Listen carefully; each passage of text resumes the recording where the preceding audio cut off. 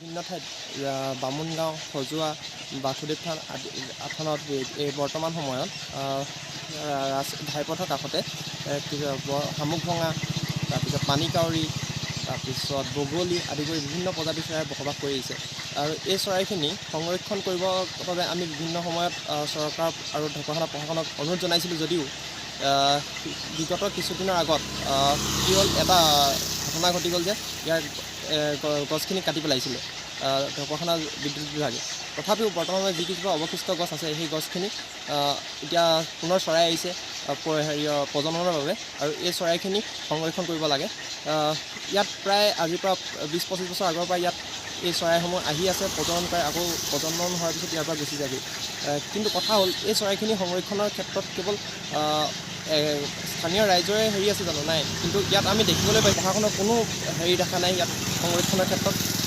ঢকুৱাখানা বন বিভাগৰো খুব কম দেখা পোৱা গৈছে।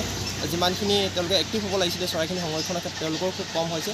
আৰু ইয়াতকৈ ডাঙৰ কথা হৈছে, এটা কথা আমি ক'ব লাগিব, কি হয়, ইয়াৰ যিখিনি চৰাই আপোনালোকে দেখিছে, এই চৰাইখিনি বৰ্তমান যেতিয়া পোৱালি হয় তাৰ পোৱালিবোৰ তলত পৰি যায়, আৰু তাৰ ফলত ইয়াৰ ৰাস্তাৰে যোৱা এচাম অসাধু লোকে কি কৰে, সেই চৰাইখিনি বুটলি খাবৰ কাৰণে লৈ যায়।